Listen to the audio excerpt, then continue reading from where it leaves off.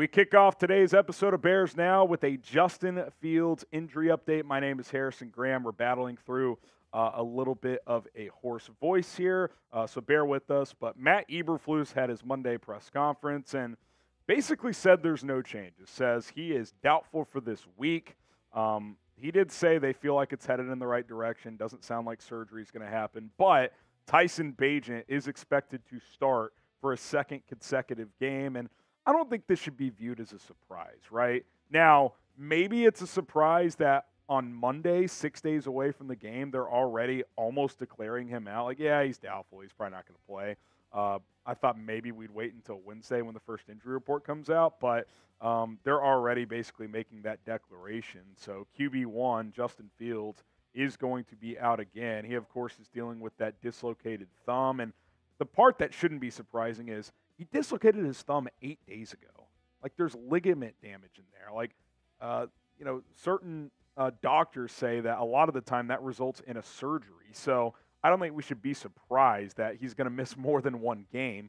Now, you hope it's less than 4. Otherwise, you might as well have put him on short-term IR. But I said it before the last game. I thought he'd miss at least 2 games, and it appears that's going to be the case, which means that Fields is out. Tyson Bagent is in, who we'll talk about a little bit more in just a moment. But help us out. Victory Monday. We're having a blast here. Hit that subscribe button. We cover the latest Bears news, rumors, injury updates, trade buzz with the NFL trade deadline just over a week away. If you are interested in any of that surrounding the Chicago Bears, we also do live interactive content like mailbags, watch parties, and much more. Hit that subscribe button. Join the movement. Let's get this channel to 100,000 subscribers ASAP. We're currently at 77,000 and change. Appreciate all the love and support. All right, that means it is Tyson Bagent against the Chargers this week. He is slated to make his second consecutive start after winning his first start a week ago. And by a week ago, I mean a day ago. You look back at the numbers here, and I thought it was a very efficient and sound game plan, efficient performance. That's how I wanted to put that there. 21-29, buck 62, touchdown, no turnovers, rushed for a couple of key first downs. QB rating was high. I thought for what the Bears asked him to do, he executed at a very, very high level. Now, I think we need to put context into all of this. Let's not declare him as the chosen one after one start in which he did some good things. Keynote from Next Gen Stats that Around the NFL tweeted out. Bears rookie quarterback Tyson Bagent's 2.1 air yards per attempt in the Bears win over the Raiders is the shortest average depth by qualified quarterbacks in a game this season per Next Gen Stats. Remember in week 1 when we freaked out because Fields wouldn't throw the ball downfield and the average, the ADOT, which is this stat, was very low? Bagent went lower than that. So I think we just need to realize that, hey, the game plan was to let's not overcomplicate it with Bagent. Let's give him some easy, quick decisions, play to his strengths, which is to get the ball out quickly and accurately, and he executed that very, very well. To me, a number one job of a quarterback, especially a backup quarterback, is to take care of the football and make smart decisions. He did that, and he deserves a lot of credit for that. What I'm wondering moving forward is, does the game plan expand? Because they didn't ask him to do too much. He was a bus driver, if you will, a distributor, a game manager.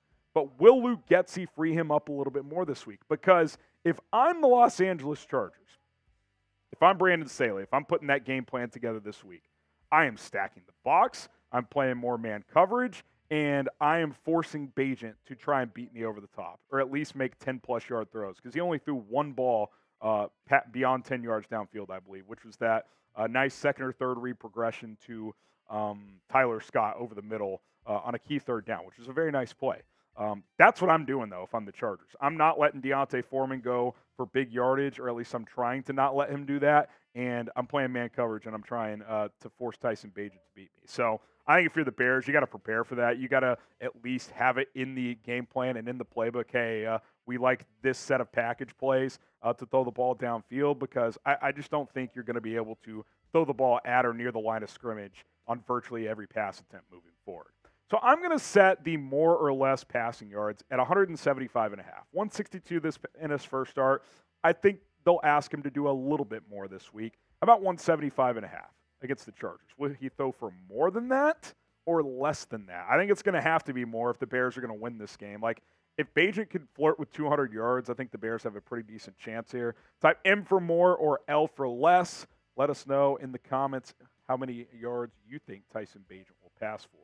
All right, we'll get back to some more Bears news and rumors items in a second, but looking to save money? You're looking to scale back on your spending? Well, Rocket Money, personal finance app that finds and cancels your unwanted subscriptions, monitors your spending, and helps you lower your bills all in one place. Most people think they're spending roughly $80 per month on subscriptions, when in reality, that number is closer to $200.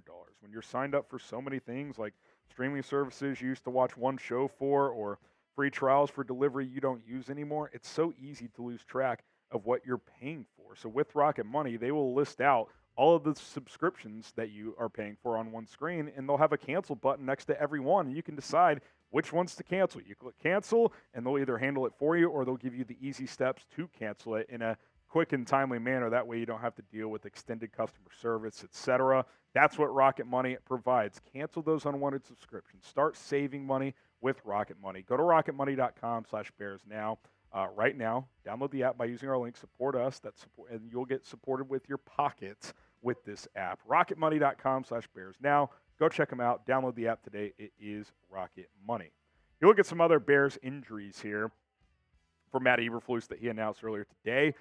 Really good news on the first one. Jaylon Johnson likely returning. He said there's one final hurdle he's got to clear, but it sounds like he's near the finish line of getting out of concussion protocol, and that's good news. I mean, we're at about 2.5 weeks here now, so that this is an extended stint in the concussion protocol, so I'm glad he's finally getting out of the fog, if you will. So obviously, you're not going to rush these things. You gotta clear the threshold. So glad to see that. Hopefully he's back at practice on Wednesday. Nate Davis remains out. He's not going to play this week, still dealing with that high ankle sprain. He's going to miss at least another game here. And he did not offer an update today, but he said there will be more of a Braxton Jones update on Wednesday. Said his practice window potentially could open, so maybe he's closer to getting back. I would guess it's Larry Borum for another week, but maybe Jones is at least getting closer, trending up in the right direction. Okay, let's talk about the other Johnson, Jaylon Johnson. Is Jaylon Johnson going to get paid? Obviously, this has been a hot topic, especially as of late, especially coming out of that game yesterday. Matt Eberflus gave some thoughts on this. He was asked about it today on whether or not Jaylon Johnson should get paid or not. And Flus said this. He said, look, obviously I'm not going to talk about money. He's not going to talk about contract specifics. But I've always enjoyed seeing those guys get what they're due. That tells me he thinks Jaylon Johnson should. I'm not going to get into the negotiations of those things. That's between him and Ryan Poles, and we'll see where it goes. He's done everything we've asked. So to me, that's like a conservative way of not sending a message, but basically having Jaylon's back. Like, hey, this guy is a good player for us. He's doing what we're asking. He's executing what we're teaching. He threw in the little note. I always like when worthy players get paid. And Jaylon Johnson fits that bill. I mean, he's having an excellent season this year. He has the lowest passer rating when targeted number in the NFL. Lowest as in lowest passer rating. It's less than 30. I mean, he has been tremendous in coverage this year. And the one knock on him was that he doesn't take the ball away a lot. Some of that is because he doesn't get thrown at a lot. But some of it is because that just hasn't necessarily been his game. He hasn't always gotten those interceptions. To get 2 in one game yesterday, he's got to build a lot of confidence there and hopefully show the Bears that, hey, he is going to be able to do more of that moving forward. And look, after that first pick six, he seemingly sent a bit of a message, kind of stacking the dollar bills to the camera with the little celebration there. And he, of course, was asked after the game, hey, were you sending a message to this front office? And he said, damn right, 100%. I've been wanting to get to the negotiation table. I know who I am. I know I can play this game at a high level, and I feel like I deserve to get paid like that. He's a CB1, and look, we could debate until the cows come home on whether or not that's the right way to do things, but I'll explain in a different video when we talk more about Jaylon Johnson and why they should keep him, that he's done everything the right way leading up to this point. And again, we'll a little teaser for you. We got a full video on Jaylon Johnson coming up, and if you're watching live on Monday, we'll dive into this. But to me, Jaylon Johnson's a guy you keep around. I mean, you look at the highest paid corners in this league, A lot of these guys that have gotten paid, he's better than right now. Now, that does not mean you give him $20 million per year, but I think, 14 on the floor probably, 17, 18, at the peak. Like, Trayvon Diggs got 19.4 million. That guy is a takeaway machine. I don't think Jaylon Johnson's getting that. Could he get 16, 17 though? 3 years, 50 million would be just under 17 a year. Like, I definitely think that's on the table, and I think that he would be worth that. You got $96, $97 million in cap space next year. Like, you've got the money to do it. So get this done. Pay Jaylon Johnson. Don't trade him before next week's deadline. That would be a mistake, and I really, really hope that Ryan Poles does not do that. What would you guys do? You're in charge. What would you do with Jaylon Johnson? Type P for pay or T for trade him. I would pay him. That's just a guy that is a good player. He's a young player at 24 years old. He knows he's a leader in the secondary. He knows the system. He knows if this will be the system in place moving forward, but he's been good in 2 completely different defenses. I would pay him. Let me know what you guys think. All right, little draft order update as we go into Monday Night Football. NFL Week 7 in the books, except for Monday Night Football. But obviously the Bears won yesterday, so things have shifted a little bit, but they got some help in terms of like the tank standings, if you will. Obviously, still have the number 1 pick. Carolina's winless. They did not play this week. They had their bye, so still holding firm there.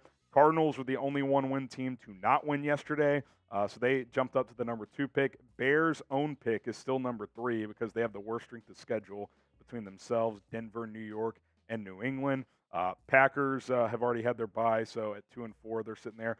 Vikings, the reason there's an asterisk there because they play on Monday Night Football, so if they win, they would drop in the standings. If they lose, they would jump up to either somewhere between 4 and 7. I'm not quite sure, depending on strength of schedule. And then Chargers and Titans there at 2 and 4. The point is number 1, don't worry too much about tanking this early on because you do have that Carolina pick. And number 2, you still have the number 3 pick as well. So, like, you're in a good position regardless come draft time, and they're going to be in a good position. Will they get the top 2 picks? Will they get 2 top 5 picks? Who knows? Not necessarily. A lot of football between now and then, but that is where things sit right now. I'm Harrison Graham. Be sure to subscribe to the channel for more Chicago Bears videos. We got you covered on a daily basis.